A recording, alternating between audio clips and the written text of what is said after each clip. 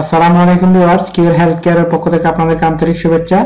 আজকে আমি আপনাদেরকে জানাবো খুবই একটি ইন্টারেস্টিং পোস্ট নিয়ে। সেটা হচ্ছে 2 মিনিটে দাঁত সাদা করবে কলার খোসা। আচ্ছা, অতীতকালে কোনো ডাক্তার ছিল না, আর ছিল না নামকরা ব্র্যান্ডের পেস্ট দাঁত ব্রাশ করার জন্য। তাহলে কি তখনকার মানুষের দাঁত হলদেটে আর দাগে ভরা থাকতো? মোটেই না। মানুষের কাছে তখন ছিল হরেক রকমের ঘরোয়া টিপস, আর তেমনটাই হচ্ছে কলার খোসা, যার মাধ্যমে দাঁত সাদা করা সম্ভব। আপনারা হয়তো ভাবতে পারেন এটা কি করে সম্ভব, বা অনেকে ভাবছেন সব ভুয়া। আসলে তাই না, কিন্তু অসম্ভবও নয় আর মিথ্যাও নয়। কলার খোসা সত্যিকার অর্থে বিজ্ঞানসম্মতভাবে আপনার দাঁত সাদা করতে সক্ষম। সুতরাং বলে যান দাঁতের ডাক্তারের কাছে কাটে কাটি টাকা খরচ করার ভাবনা, আর ঘরে বসে নিজের দাঁতগুলোকে রাখুন ঝকঝকে। তবে হ্যাঁ, কাজটা করতে হবে সঠিক পদ্ধতিতে।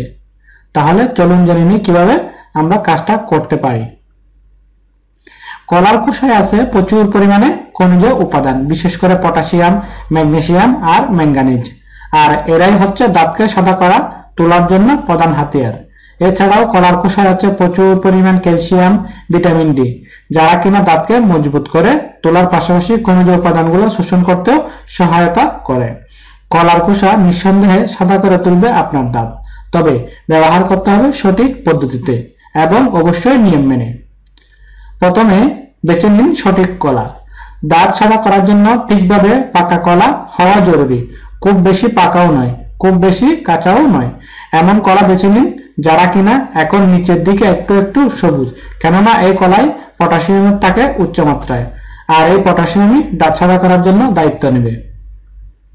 কলা উল্টো করে ছিলে নিন, তবে যেখানে আপনি ছিলে থাকেন না কেন ঠিক তার উল্টো দিক থেকে আপনি ছিলে নিন।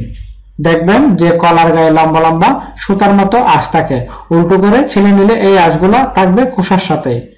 খোসা থেকে 4 কোনা করে 2টি টুকরা কেটে নিন। আপনার সুবিধা মতো আকারের কেটে নিন। চাইলে এই কাটা খোসা ফ্রিজেও সংরক্ষণ করতে পারেন। এবার সকালে দাঁত ব্রাশ করার পূর্বে এই কলার খোসার ভেতরের অংশ দিয়ে আপনার দাঁত খুব ভালো করে ঘষুন। প্রথম টুকরোটি দিয়ে পুরো 1 মিনিট ঘষুন, তারপর সেটা বদলে দ্বিতীয় টুকরোটি দিয়ে আবার 1 মিনিট ঘষুন, অর্থাৎ পুরো 2 মিনিট দাঁতকে ঘষুন। দাঁতের প্রত্যেকটি অংশে যেন পৌঁছায় এমনভাবে ঘষতে হবে। দাঁত ঘষা হলে কিছুক্ষণ অপেক্ষা করুন। 15 থেকে 20 মিনিট করতে পারলে ভালো। এই সময়ে পানি বা অন্য কিছু খাবেন না কিংবা কুলিও করবেন না। সময়টা পেরিয়ে গেলে আপনার নিয়মিত ব্যবহারের টুথপেস্ট দিয়ে দাঁত মেজে নিন। এবার আয়নায় তাকিয়ে দেখুন তো লাগছে না দাঁত একটু বেশি পরিষ্কার? 4-5 দিন এমন করার পরেই দেখবেন দাঁত আগের চাইতে অনেক উজ্জ্বল হয়ে উঠছে। হলদে ভাবটাও কমে গেছে, তেমনি কালো ছোপটাও অনেকটা সেরে যাবে। যারা ধূমপান বা মদ্যপান করেন তাদের ক্ষেত্রে একই কাজ করবে, বাস একটু সময় নেবে। তবে ব্যবহার করতে হবে বেশ দীর্ঘদিন এবং সঠিক নিয়ম মেনে। এখানে একটা জিনিস অবশ্যই মনে রাখা দরকার যে এটা কোনো ম্যাজিক নয়, তাই ভালো ফল পেতে নিয়মিত ব্যবহার করতে হবে। অবশ্যই কমপক্ষে 2 মিনিট ঘষতে হবে। এই সময়টা জরুরি, বেশি ঘষলে আরো ভালো। ঘষার পর অবশ্যই সময় দিতে হবে খনিজগুলো দাঁত থেকে শোষিত হওয়ার জন্য। যারা ধূমপান, মদ্যপান ও অসুস্থতার কারণে যাদের দাঁত হলদে হয়ে গেছে তাদের একটু সময় লাগবে। কলার খোসায় প্রচুর পরিমাণে চিনি থাকে, তাই অবশ্যই দাঁত খুব ভালো করে মেজে নিতে হবে এবং এই কারণে দিনে একবারের বেশি ব্যবহার করা যাবে না। যাদের দাঁত খুব বেশি একটা হলুদ নয় তারা সপ্তাহে একবার ব্যবহার করতে পারেন। অনেকে বলবেন যে কাজ হয় না বোয়া ইত্যাদি, কিন্তু মোট কথা হচ্ছে যারা এসব কথা বলবেন তারা হয়তো আমার পোস্টটি ভালো করে না পড়ে বা না শুনে আপনারা এরকম কমেন্ট করবেন।